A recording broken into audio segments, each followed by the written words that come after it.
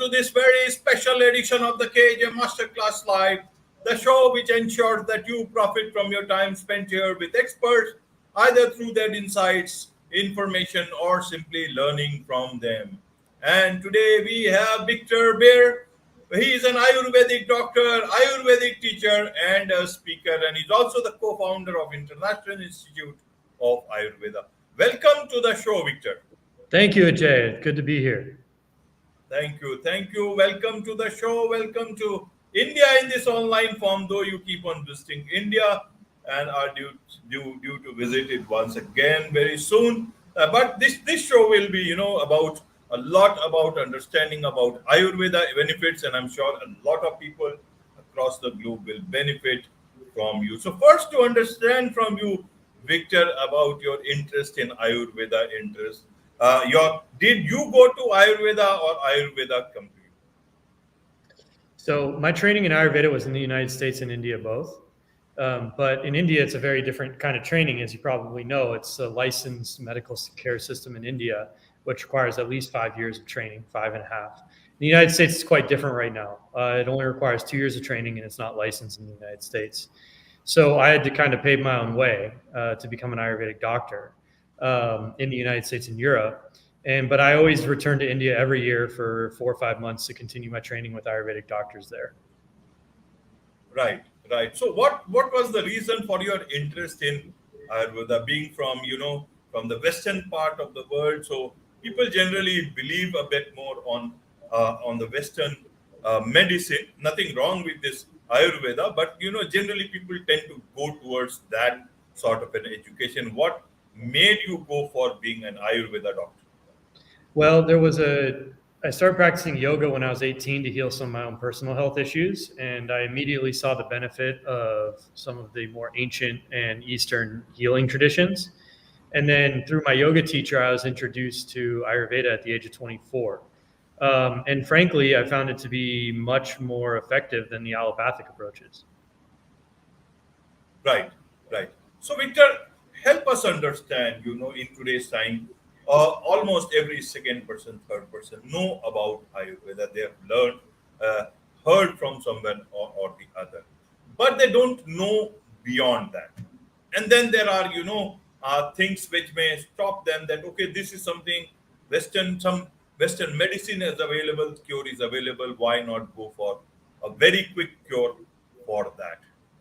How do you explain Ayurveda in the Western world, especially? Even in India, people know about Ayurveda. It's from here, but there is also a lot of prevalence on Western medicine. Government is trying to put a lot of emphasis on Ayurveda, but here also a lot of education needs to be required. Where it works better, where you need to have patience. Help us understand from that perspective. How do you explain your Ayurveda to the whole world? So Ayurveda is about finding root causes of our problems and removing them at a fundamental level that's built into our lifestyle, diet, habits, the way we relate to others is extremely important. Whereas allopathic medicine is mainly focused on relieving symptoms for the most part. So, since you're in India, we can use the word cure. I'm not allowed to use the word cure in the United States, but in India we can. And so I would say where allopathy seeks to cover up illness, Ayurveda seeks to cure illness. And there's a big difference between the two. I think the major attraction to allopathy over Ayurveda is it requires less work on behalf of the individual to heal. So, it's tempting to just take a pill to get rid of a problem. But as many of us have had the personal experience, do you really get rid of the problem? Right. So right now, if I understand, you are in Italy. So how do you, how does a normal consultation work? If a patient comes to you for treatment, how does it go? Is it like any other procedure? How do you start with the diagnosis, and is it the same way that allopathic medicine works? Are there areas where they overlap? You use the Western system to also, diagnose. How does this work? And how do you then prescribe things? What do you tell your patients? I'm just trying to understand how it works in the day-to-day life of an Ayurveda doctor in the Western world? Yeah, so it actually looks fairly similar to how it does in India, except our consultations tend to be quite a bit longer because most Westerners have no framework for what Ayurveda is. They don't know the words Pitta, Vata, Kapha. They don't understand kind of the basics of eating dal and rice or something even as simple as that, right? So there's a lot more education that has to be done in the West, but fundamentally it looks the same. They'll come into the clinic, we'll do a full workup on their body, we'll look at their eyes, their tongue, we'll read their pulses, we'll palpate their abdomen, we'll go over their health history, and then by the end, we'll have typically given them a dietary routine to follow, a lifestyle routine to follow for rhythm of the day, and an herbal protocol to follow. That's the basic. And maybe some counseling, right? That has to do with the manas or the mind to help alleviate some of those issues that everyone's facing these days. Right, right, Victor. In today's time, a lot of people, have this awareness about Ayurveda, and people talk about a lot, about alternative healthcare. In terms of how do you see the future going on with, more advancements in medicines? In fact, now AI has come in, and there will be much more faster medicine that will be made with new medicines will come, more combinations. At such a time, Ayurveda, how do you see future panning out in terms of healthcare? More awareness towards alternative health, but at the same time, new medicines also coming on the allopathy front. How does the future look like for a patient? Well, Ayurveda tries to capture a fundamental principle of healing, which is, still alive and well in India, definitely, which is that if you're not connected to the spirit, then you will eventually harm your body in some way or another. So Ayurveda contains that in its basic fundamental framework of how it operates, and then describes how you become healthy from that point. Allopathy does not acknowledge that at all. And I don't think there's a pill anyone can take that's going to help them reconnect with their own soul. So I don't think Ayurveda is, I don't think we have to worry about it being overtaken by Western medicine because fundamentally there's not a cure for feeling lost inside that can be handled by just merely a physical means. So Ayurveda is an art form that and medicinal system that encourages people to do those internal practices to reconnect with the core of themselves so that they can harmonize their nervous system and function as a true human being. Right. And when a patient gets better, what is their reaction? How do they convey their feedback to you, Victor? Clients? Yeah, your patients in Italy or anywhere else when you prescribe, how do they convey their feelings? Obviously, feelings are feelings, but I just want to understand how much they have understood about Ayurveda, and because in the allopathy medicine, you have the medicine, you start feeling good or not so good, and you immediately know. But in Ayurveda, it works as in a much more holistic manner. So how do they then convey their understanding of this whole stuff? Whether they have it, so do they consider it more of a placebo, or is it okay? Let's try it out, or is it that they walk in with a lot of trust, and then that whole thing works on them? Yeah, it's a good question. It completely depends on the person. Some people are very skeptical. Some people are very trusting. But by no means is it a placebo. The medicines are very real. Plant medicine has been around for thousands and thousands and thousands of years, or longer, really. And they have a profound effect on the body. Most Western pharmaceuticals are derived from plants. So, yeah, it completely depends on the person, their experience with it, and whether they're willing to follow a protocol. And one place where people get hung up is the diet, right? Who wants to change their diet, really? Because of all the comforts it brings and things like that. But for those people who are willing to change their habits, dietary patterns, take the herbs on time, follow instructions, most of them see pretty wonderful benefit within a relatively short amount of time, depending on the disease. Okay. Let's look at it this way. What are the things that Ayurveda can do, and what are the things it cannot do? And for that, Western medicine is the best. How can one look at this? Well, certainly these days in our modern era, if you require any immediate surgical intervention, you should definitely go allopathic. That's not to say Ayurveda doesn't have a branch, but it's not really practiced so much anymore. Um, but Ayurveda was responsible for some of the first surgeries ever in recorded history. So, but these days, if you're going to get some major surgery, you're probably going to go to an allopathic hospital. As far as everything else goes, chronic diseases, genetic disorders, you name it, I would still go all the way Ayurvedic. I would find a great Ayurvedic doctor. I would practice Panchakarma, and I would really commit myself to a protocol and lifestyle that's conducive to my own healing. I don't. I haven't found a better system. Okay, okay. What is the state of research in Ayurveda? In Western medicine, we know a lot of trials keep on happening, new things, and then they make that much of news. Also, companies spend a lot of money, and there is a lot of money involved in say production of pharmaceutical drugs. What about the research in Ayurveda, or is it about just the same system that has been going on, or new things are also coming up? No, there's actually a lot of research going on in Ayurveda. There's tons of journals and articles put out by Ayurvedic doctors all over the world.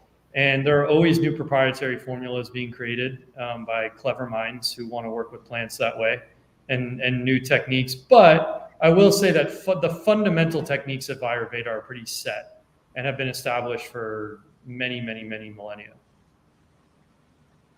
Okay, okay. And you have established this International Institute of Ayurveda. Tell us about this institute. Where is it, and what does it do? Well, it's based in the United States and Italy, and we have an Ayurvedic clinic where we see patients on a day-to-day basis, and we also have an Ayurvedic school where we mainly teach Westerners. Not to say that someone from India isn't invited; of course they are, right? But we cater our education system to those in Europe and the United States, so that they can get an Ayurvedic education outside the licensure system of India. But we bring them to India for a month every year to train under Ayurvedic doctors there. So the Institute is all about educating people about Ayurveda and carrying it into the future and the horizons of the West where it's not as well known. Right, right. In terms of chronic illness, a lot of people, this all chronic illnesses, lifestyle illnesses, and people keep on taking medicines almost throughout their lives. There is no cure for many of the situations. What would you like to tell such people about the benefits of Ayurveda? Can they try it? Are there any side effects in Ayurveda? Many people may be worried who do not know about this. So how can they do, and how impactful can Ayurveda be in terms of chronic illnesses, especially say diabetes, blood pressure, and anything else that you would like to add, so that most of these people, while they are using the Western system, allopathic medicines, they also can try Ayurveda without any fear of anything. Well, I would say that Ayurveda is wonderful at dealing with most chronic conditions. Especially diabetes, which is the number one disease in the world right now. I mean, aside from depression, basically. And Ayurveda is incredible at managing diabetes and reversing diabetes, has been for a long, long time. And because it works at a core level and deals with the metabolism in a way that allopathy doesn't address. And so I'd say anyone who has diabetes should definitely venture into looking into Ayurveda and finding a great Ayurvedic physician to help them reverse their diabetes, because it's definitely possible. If you can't completely reverse it because it's too chronic and been around too long, you can make a huge change and make a big recovery, if not a full recovery. I'm actually currently writing a book on Ayurveda for diabetes that will come out at the end of the year.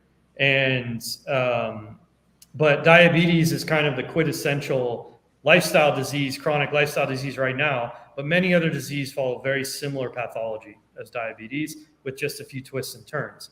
And Ayurveda is great at dealing with all that stuff. So it's definitely worth trying out. Right, right. In terms of mental health. A lot of this issue about mental health, anxiety, nervousness, palpitations, so many things have come up in, especially in the recent time. Whatever reasons you may call, social media, the health, the workplaces and all. Where does Ayurveda stand in terms of dealing with things related to mental health? A lot of, say, clinical psychologists, they may prescribe medicines. Does Ayurveda have that, any sort of a offering in terms of taking care of people's mental health issues? Well, yeah, it has tons of offerings in terms of taking care of people's mental health, but few, it only has very few options when it comes to like taking a herb or a plant, right?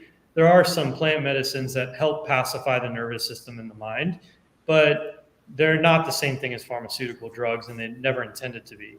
Ayurveda takes a very spiritual approach to mental health, which is that you need to basically build authentic relationships with everyone around you that are based in spiritual ascent, right?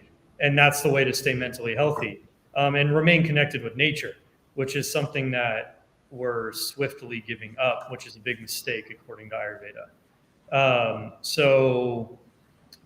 Basically, the less we connect with nature, the bigger our ego gets, the more mental problems we have. And certainly, social media is fueling that fire, although it's not necessarily the cause of it.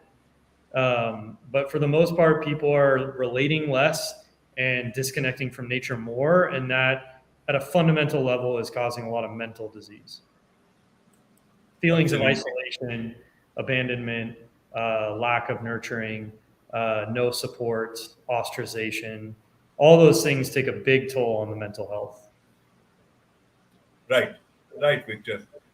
How about sourcing of medicines in Ayurveda, and especially in Italy or in the US? How do you do? In India, it's a different story. It's much more easy. How do you do that? And what is the nature of clearance? Is it easily cleared at your customs, and in the US, in Europe? How does it work?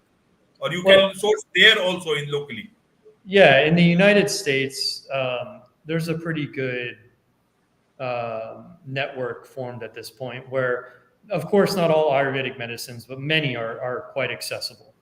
In Italy, it's a little bit tougher, but if you know where to look, like if I call up one of the major Indian manufacturers and they want to send me a shipment, I can receive it if I jump through the proper hoops. So it's available in Europe, especially countries like Germany have a big influx of Ayurvedic medications. So it's definitely possible to get the medications you need.